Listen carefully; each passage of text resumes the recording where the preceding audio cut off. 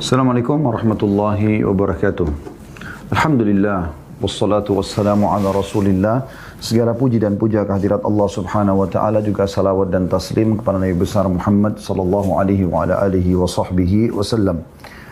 Saudaraku seiman, kita melanjutkan bahasan tentang surga. Semoga Allah subhanahu wa ta'ala memasukkan kita ke dalamnya dan menjadikan kita orang-orang yang senantiasa selama di dunia sibuk untuk meninggikan derajat kita di surga dengan memperbanyak amal-amal saleh, bertobat dari dosa-dosa, dan juga tentu menjauhi segala jenis dosa besar ataupun kecil. Allahumma amin. Dan kita teman-teman sekalian kalau membahas surga bukan bahasan hanya sekali saja, dan saya berharap teman-teman yang mengikuti acara ini bukan hanya setiap Senin sekali Anda coba mengikuti tentang surga, sehingga mungkin bisa saja bahasan pekan lalu atau 2 pekan lalu atau 3 pekan lalu atau beberapa pekan yang lalu Anda sudah lupakan. Karena memang ini adalah janji Allah yang pasti benar. Allah mengatakan dalam Al-Quran, Inna Allah la yukhliful mi'ad. Allah tidak pernah memungkiri janjinya. Dan Allah mengatakan dalam firman yang lain, وَمَنْ أَصْدَقُ مِنَ اللَّهِ قِيلًا. Dan siapa yang lebih jujur daripada Allah, atau siapa yang lebih jujur ya, dalam perkataan daripada Allah. Dan ini teman-teman sekalian harus kita fahami baik-baik, bahwasanya apa yang Allah janjikan ini pasti benar terjadi. Ini bukan hanya sekedar dongeng. Sebagaimana Anda juga kalau dijanjikan oleh atasan Anda, pemilik perusahaan, atau siapa saja, dijanjikan hal-hal yang baik, ya misalnya bonus, atau apalah, mendapatkan paket-paket yang kira-kira menggembirakan buat Anda, maka itu teman-teman sekalian, Anda mungkin mengejarnya, karena Anda tahu itu janji. Padahal sebenarnya bisa saja manusia memungkiri, tapi Allah subhanahu wa ta'ala tidak akan pungkiri janjinya. Kita sudah membahas pada pertemuan yang lalu tentang mata air dan telaga-telaga surga. Begitu juga kita sudah membahas tentang telaga Nabi Muhammad sallallahu alaihi wa ala alihi wa sahbihi wasallam. Semoga kita insyaAllah termasuk orang yang minum dari tangan sucinya beliau sallallahu alaihi wasallam di telaganya Haud di mahsyar, dan juga di Kautsar di surga dengan izin Allah. Allahumma amin. Dan kita akan masuk insyaAllah pada sore ini lanjutan bab kita. Lebih dalam lagi membahas surga di bab ke-13, masalah pepohonan surga. Teman-teman sekalian, Anda pasti tidak asing lagi dengan taman, ya. Umumnya rumah-rumah ada taman di belakang, di depan, ya. Dan makin besar dan luas taman tersebut, makin variasi tumbuh-tumbuhannya, makin rapi, tertata, maka makin nyaman untuk dipandang, makin nyaman untuk duduk bersantai di situ, dan juga mungkin makin besar nilainya rumah itu, ya, secara komersial, ya, karena ada taman yang luas, ya, orang leluasa untuk duduk di sana bersantai dengan keluarga ataupun anak-anak bermain, ya. Anda leluasa bagi pecinta tanaman untuk menanam pohon ini, pohon itu, semua ini teman-teman sekalian adalah hal yang luar biasa yang sebenarnya secara nyata kita bisa saksikan dalam atau di depan mata kita. Maka surga pun Allah subhanahu wa ta'ala hiasi dengan pepohonan. Tetapi ini pepohonan yang luar biasa teman-teman. Bukan seperti yang Anda bayangkan pepohonan Anda di dunia, tapi pepohonan yang luar biasa. Kita akan coba teman-teman sekalian membahas tentang pepohonan ini lebih dalam. Bermula penulis mengangkat dari surah Al-Waqiah ayat 27 sampai 32. Yang bunyinya, A'udzubillahi minasyaitonirrajim, wa ashabul yamini ma ashabul yamin. في سدر مخضود وطلح منضود وظل ممدود وماء مسكوب وفاكهة كثيرة. Sampai situ beliau angkat saksi bahasanya. Terjemahannya, dan golongan kanan, maksudnya orang-orang yang masuk ke dalam surga. Dan golongan kanan artinya orang yang masuk ke dalam surga. Para orang-orang yang menerima buku mereka dengan tangan kanan. Alangkah bahagianya golongan kanan itu. Jadi Allah subhanahu wa ta'ala gambarkan bahagianya mereka. Kenapa mereka bahagia teman-teman sekalian? Karena memang mereka masuk ke dalam surga. Allah mengatakan mereka berada di antara pohon bidara yang tidak berduri. Kalau Anda belum pernah tahu pohon bidara umumnya batangnya berduri, ya. Tapi nanti di sana ada buah pohon bidara dan ada buahnya tapi tidak ada durinya lagi. Dan pohon pisang yang bersusun-susun buahnya. Umumnya kita tahu pisang bersusun-susun di tangkainya gitu kan. Dan naungan terbentang luas, dan air yang tercurah, juga buah-buahan yang banyak. Nah, jadi ini sudah berkumpul semuanya, sumber kemakmuran di taman, ya. Mereka dapat buah bidara dari pohon yang tidak berduri yang mudah dipetik buahnya, pohon pisang yang bersusun-susun buahnya, kemudian naungan yang terbentang luas, artinya pohon-pohon tersebut sangat besar sehingga orang bisa bernaung di bawahnya dengan jarak sekian, bahkan disebutkan, nanti kita akan sebutkan hadisnya, bisa ratusan tahun. Begitu juga dengan air yang terus tercurah, bukan hujan, tapi ada mata air di sekitar pohon-pohon tersebut yang setiap saat ahli surga bisa menikmati sejuknya air tersebut, apakah minum ataupun ya menggunakan untuk kebutuhan yang lainnya, ya. Nah, mungkin hanya sekedar menyegarkan tangan atau kaki, mengusap wajah dan seterusnya, itu semua termasuk ya keindahan yang luar biasa. Dan kalau ada kebun, tanamannya subur, ada air mengalir, itu sudah sangat luar biasa gitu. Dan buah-buahan yang banyak. Berbuah, makna banyak adalah setiap dipetik akan selalu tumbuh buah yang baru. Nah, ini makna daripada ayat ini. Ini gambaran pertama tentang masalah pepohonan di surga. Kemudian diangkat dalil yang kedua oleh penulis adalah surah Ar-Rahman ayat 46 sampai 47. Allah SWT berfirman, A'udzubillahi minasyaitonirrajim, wa liman khafa maqama rabbih jannatan, fabi'ayyi ala'i rabbikuma tukadziban. Dan bagi orang yang takut saat menghadap Tuhannya ada dua surga. Ada surga buat manusia, ada surga buat jin, ya. Maka nikmat Rabb kamu yang manakah yang kamu dustakan? Kedua surga itu mempunyai pepohonan, pohon-pohonan dan buah-buahan. Artinya tidak ada satupun pohon di surga, baik untuk jin ataupun untuk manusia yang beriman, kecuali penuh dengan buah-buahan. Kemudian juga dalam surah Ar-Rahman, masih surah yang sama, tapi ayatnya setelah tadi, ayat 62 sampai 64, berbunyi, A'udzubillahi minasyaitonirrajim, wa min dunihi ma jannatan, fabi'ayyi ala'i rabbikuma tukadziban, mudhammatan. Dan selain daripada surga itu ada dua surga lagi. Maka nikmat Rabb kamu yang manakah yang kamu dustakan? Kedua surga itu kelihatan hijau tua warnanya. Ya, maksudnya saking lebatnya sampai terlihat hijau tua. Ya. Kita biasa kalau lihat teman-teman pemandangan hutan dari atas langit, ya, pesawat atau helikopter, ya, kita kalau lihat pakai kamera dari atas kita akan temukan seperti hijau tua. Padahal sebenarnya kalau kita dekat mungkin ada juga yang hijau-hijau muda, ya. Tapi karena lebatnya maka terlihat seperti hijau tua. Itu digambarkan oleh Allah Subhanahu wa taala. Kemudian dalil yang selanjutnya surah Al-Mursalat ayat 41. Juga Allah menggambarkan tentang pepohonan surga. A'udzubillahi minasyaitonirrajim. Innal muttaqina fi dhilalin wa 'uyun. Sesungguhnya orang-orang yang bertakwa berada dalam naungan yang teduh dan di sekitar mata-mata air. Jadi naungannya teduh sekali, ya, rindang gitu ya, dan juga banyak air yang mengalir gitu. Sehingga selalu membuat tanaman itu subur dan juga orang yang duduk di sebelahnya senang, segar gitu ya. Karena ada suara air, gemericik air dan segarnya juga air berpengaruh pada mereka gitu. Baik, itu adalah ayat-ayat Al-Quran. Dan umumnya ayat Al-Quran datang secara global dan kita akan mendengarkan bagaimana rincian ayat-ayat ini melalui hadis-hadis Nabi alaihi salatu wassalam. Ya. Hadis yang pertama dalam bab ini, dan ini adalah hadis nomor 51 dari awal kita belajar. Hadis nomor 51 dari awal kita belajar. Ya. Dari Anas bin Malik radhiyallahu anhu, ia menceritakan sabda Rasulullah sallallahu alaihi wasallam, di surga terdapat sebuah pohon yang untuk melintasi naungannya, lewati naungannya, sampai di ujung naungannya, seorang pengendara memerlukan waktu 100 tahun tanpa henti. Saya ulangi.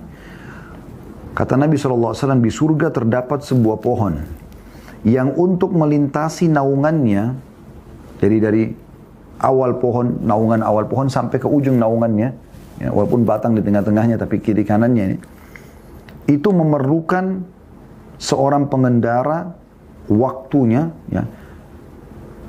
Saya ulangi, di surga terdapat sebuah pohon yang untuk melintasi naungannya seorang pengendara memerlukan waktu 100 tahun tanpa henti. Jika kalian suka, bacalah, dan naungan yang terbentang luas dan air yang tercurah. Maksudnya tadi surah, ya, Al-Mursalat ayat 41, ini tafsirnya. Perkataan Anas bin Malik ini, hadis Nabi SAW ini menjelaskan tafsir surah Al-Mursalat ayat 41 tadi. Ya, ya, di sini Hadis ini diriwayatkan Bukhari jilid 6 halaman 319. Ya, bagaimana digambarkan kalau pohon di surga itu bukan lagi kayak pohon kita. Pohon kita mungkin, anggaplah naungannya mungkin 10 meter, kalaupun pohon-pohon yang besar ya, anggap 20 meter. Udah nggak mungkin, satu pohon ini, satu pohon. Kalau ini 100 tahun berjalan, Anda bisa bayangkan. 100 tahun berjalan, ikhwas sekalian. Ini hal yang luar biasa gitu ya. Itu butuh 100 tahun pengendara kuda, baru bisa melewatin naungannya satu pohon saja. Hadits yang kedua yang menjelaskan masalah ini adalah hadits Abu Sa'id Al-Khudri radhiyallahu anhu beliau meriwayatkan sabda Rasulullah sallallahu alaihi wasallam, di surga terdapat sebuah pohon yang dilintasi seorang penunggang yang lihai lagi cepat selama 100 tahun tanpa henti. Jadi di sini lebih dirincikan lagi, 100 tahun menunggangi kuda, kita tahu kuda bagaimana cepatnya ya, dan ditunggangi oleh penunggang yang lihai. Hadits ini diriwayatkan oleh Bukhari jilid 11 halaman 416, Muslim jilid 17 halaman 167. Itu juga hadis selanjutnya, hadis nomor 50. Hadis nomor 53 dari awal kita belajar. Asma binti Abi Bakar radhiyallahu anhu menuturkan, aku mendengar Rasulullah sallallahu alaihi wasallam menyebutkan Sidratul Muntaha seraya bersabda, untuk melintasi naungan dahan-dahan dari pohon surga, seorang pengendara memerlukan waktu 100 tahun. Atau beliau bersabda sallallahu alaihi wasallam, bernaung di bawah dahan-dahan pohon itu 100 pengendara.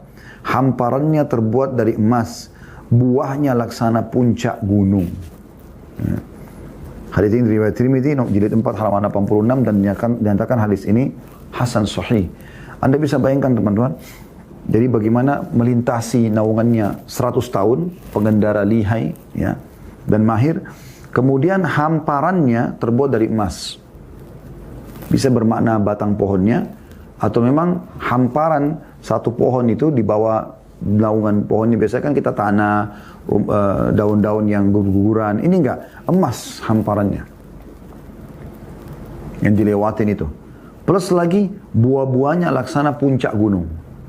Artinya dia menggerumbul gitu kan, banyak terus mengerucut gitu. Jadi kayak gunung tapi dibalik gitu.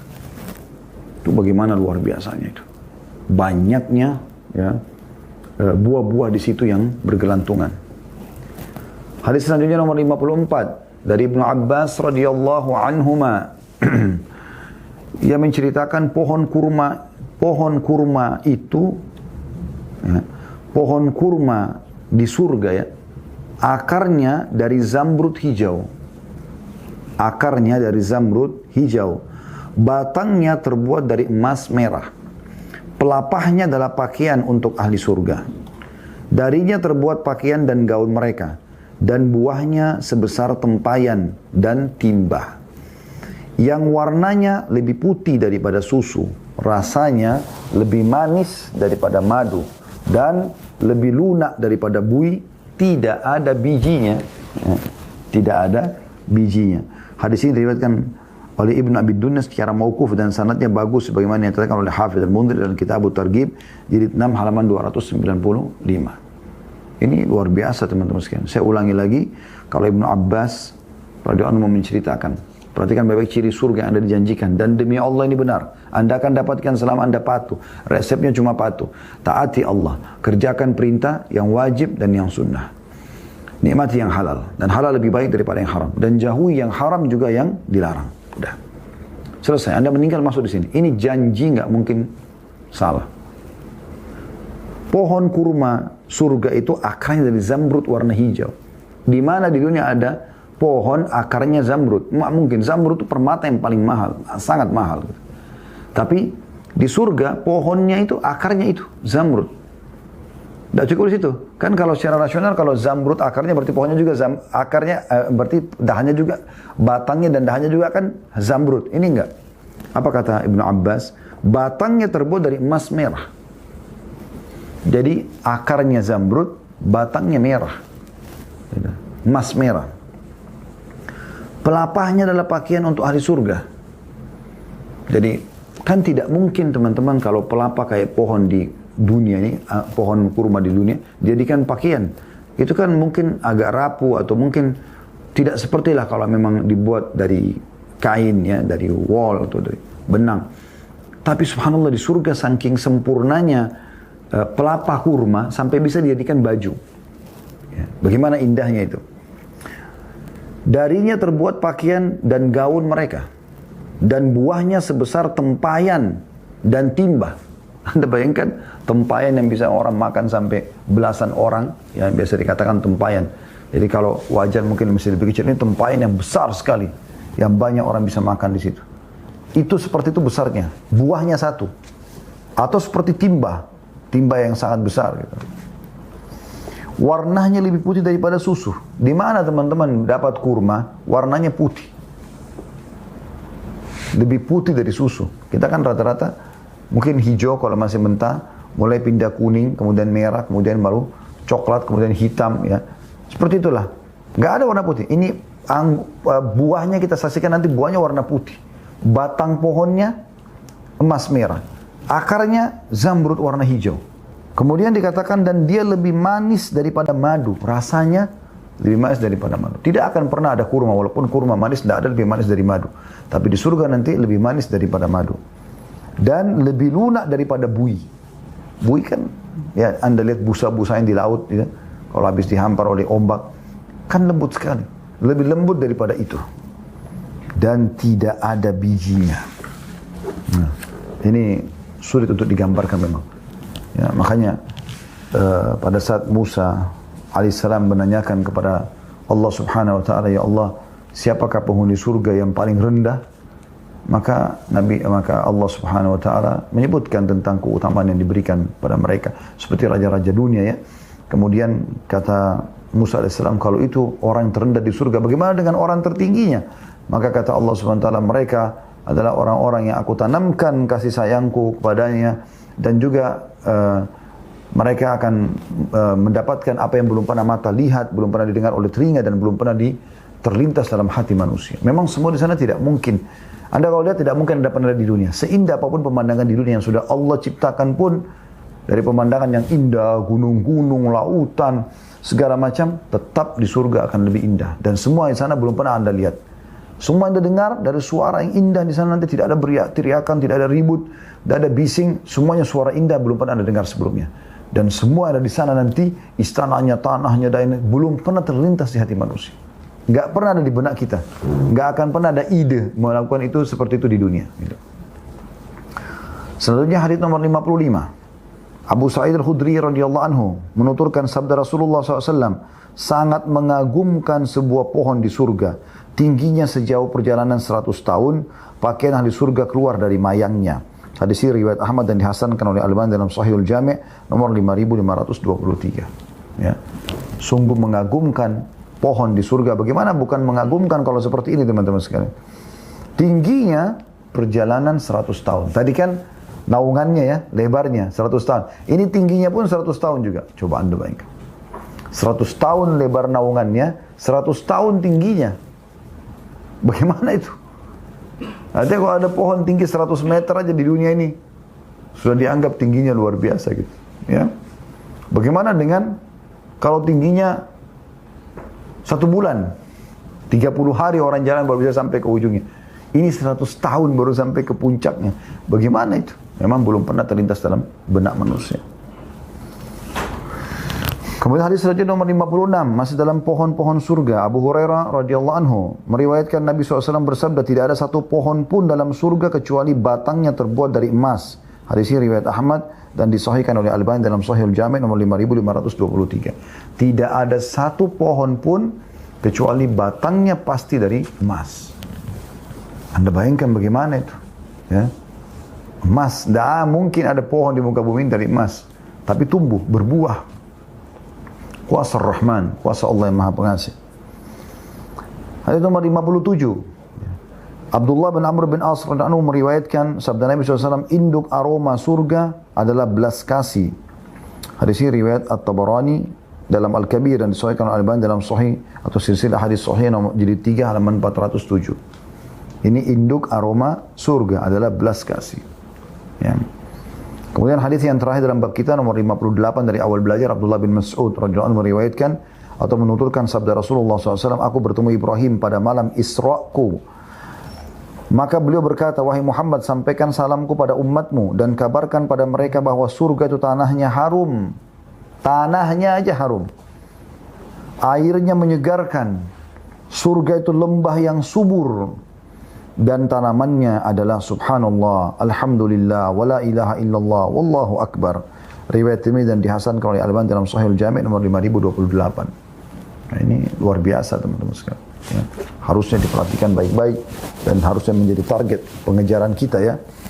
Jadi Ibrahim alaihissalam bersabda kepada Nabi SAW pada saat ketemu, wahai Muhammad, sampaikan salamku pada umatmu. Ini menandakan memang ada kehidupan teman-teman setelah kematian.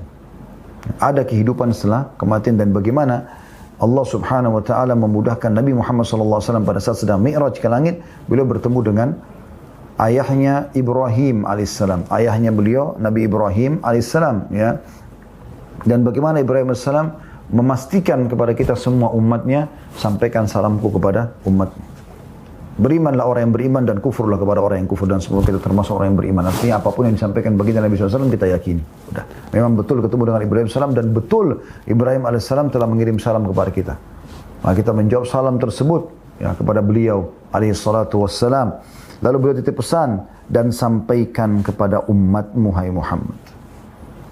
Nah, apa sampaikan? Kabarkan pada mereka bahwa surga itu tanahnya harum. Di mana ada tanah harum teman-teman sekalian? Tidak ada di dunia kecuali di surga. Surga tanahnya harum.